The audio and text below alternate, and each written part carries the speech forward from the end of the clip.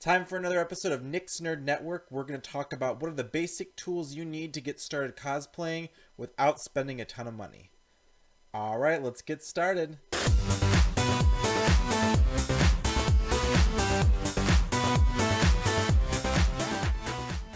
So, when you're getting started cosplaying, it can be very expensive, and I don't recommend buying all these tools at once, but I wanted to give a list of tools that I use and what I use to get started and the things that I use the most doing cosplay.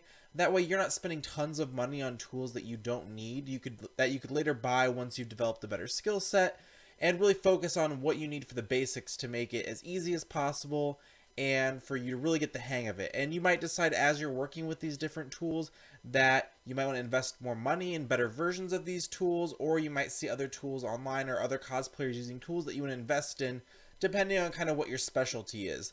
A lot of my specialty is working with EVA foam, making armor and things like that. Other people have specialty in sewing or making accessories, and all fine. You will be able to find someone that can help you fill in the gaps or learn from, and that's okay.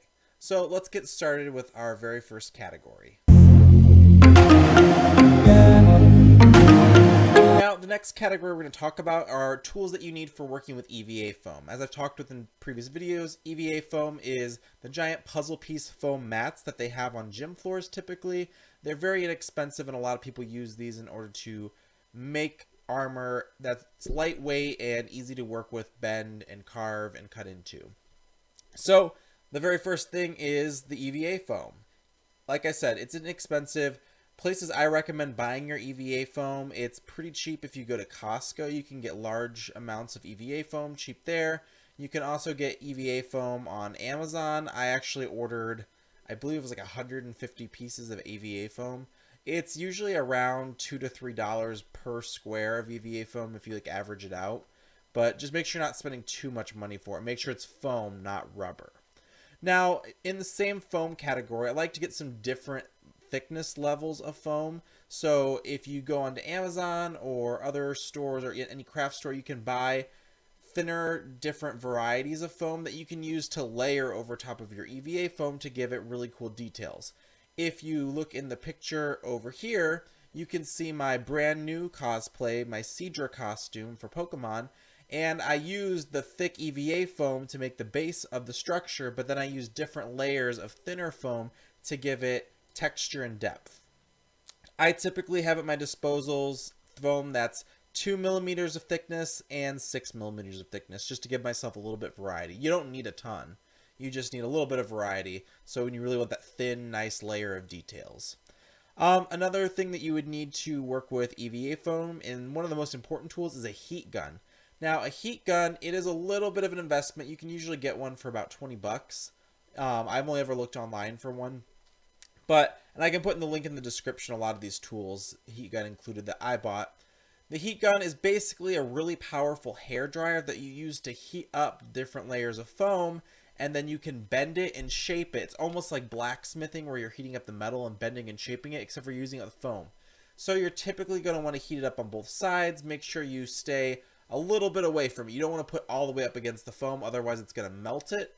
But you're going to heat it up very thoroughly, and then you're going to bend it, hold it in place, and as it cools down, it's going to stay in that place. That's how I tend to make like wrist gauntlets or shaped chest armor or different tools that I use.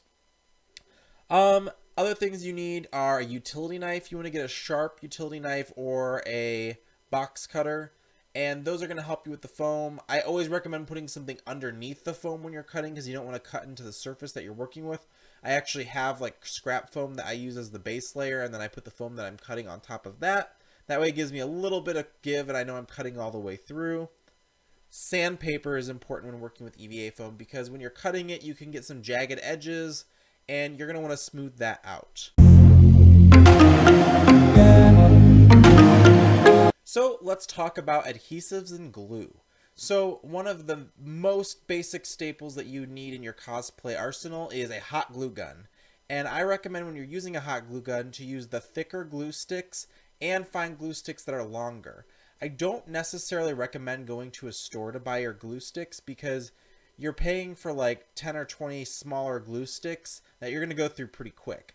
I've actually looked on Amazon and found giant boxes of really long glue sticks for only about 20 bucks versus paying $8 to $10 for way less. So check out buying your glue sticks in bulk, because if you're working with foam especially, you're going to be using it a lot. And as we've learned from those of you who watch RuPaul's Drag Race, you can use it on fabric. It's not recommended if you can sew, but there's all sorts of uses you can use your hot glue gun. I use it for sealing things up or filling in holes, and then I melt it down and smooth it out. The other adhesive you should know about is wood glue. Now, I don't actually use wood glue to glue things together. Wood glue is a really great tool to cover your foam with to give it a very smooth and sleek looking appearance. So with that adhesive, you're just going to pour it and brush it on. And then when you paint over the foam, so if you were making armor, you put the wood glue on first, paint over, it's going to give it more of a shiny and metallic color.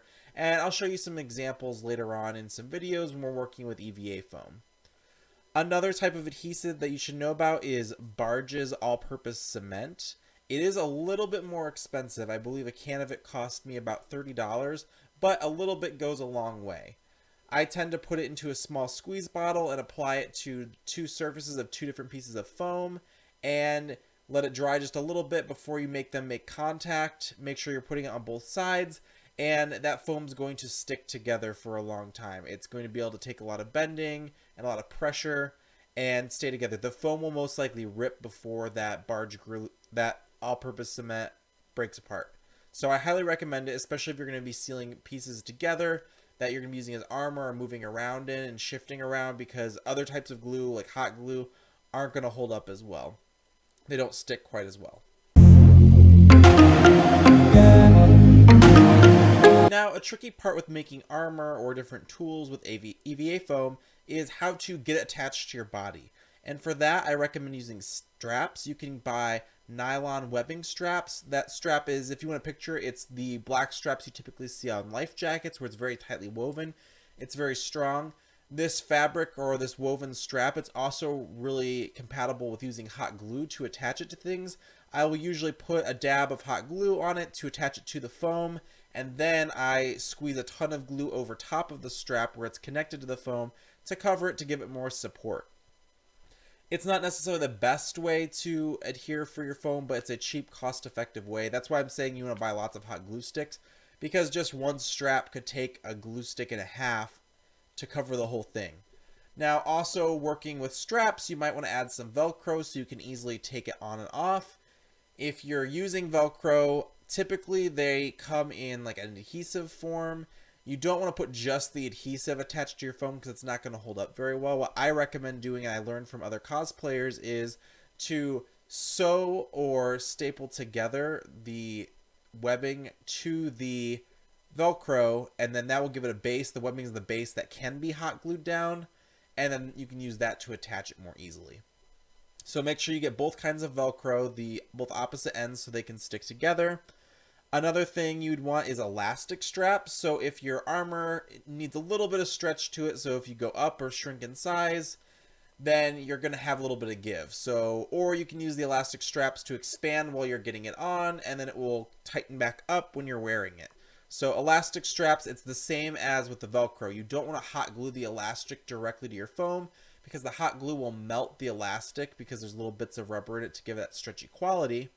So you're going to want to do the same thing. You're going to want to attach that elastic, either sewing it or stapling or attaching it in some way to that webbing, glue the webbing to the foam, and then do a layer over the strap of glue, leaving gaps in between so there's that room to stretch. Again, I'm going to show you examples of exactly how to do this. This video is just to see what you need to get started. Now, another thing I recommend is stapler. I use a stapler to, like I said before, to attach the webbing to either the Velcro or the elastic. I mean, ideally you'll want a sewing machine, but sewing machines are really expensive. So I use staplers. Make sure that when you're using the staple, the pointy ends sticking out are pointed towards the foam and away from your skin. I made that mistake before, but it gives you a good quick fix without having to buy a whole sewing machine. Now, all the other tools that I've listed so far are tools that you need to get started. They're inexpensive, but There are some other tools that, depending on what kind of cosplay you're getting into or what you're working with the most, you may want to invest in eventually. You don't need to have them. There's other ways around it, but we'll talk about them anyways. So a big investment would be a sewing machine. It does save a lot of time. You don't have to use staples. Even though I have a sewing machine now, I still use staples every once in a while, especially if my sewing machine's on the fritz, because it happens, and stapler is a good backup. A wood burner is really great. So if you want to start like burning some details into your foam, you can use a wood burner, as long as you're not like letting it get too hot and it doesn't like burn or catch the foam on fire. You can make like nice indents or carvings, or write some decals or lettering into the foam, or etch some designs. Wood burners, you can typically get a fairly decent one for 20 to 25 bucks. They're not necessarily necessary, but they are helpful. I don't use mine a ton. I bought one, but it really didn't, I don't use it a lot, so I don't think that you necessarily will need one unless you know you want to do a lot of etchings into the foam. Another thing is an electronic sander. Sandpaper is great, but some people like to use rotary sanders or flat sanders or sanding belts, and it is a lot faster. But again, that's investing more money into your cosplay.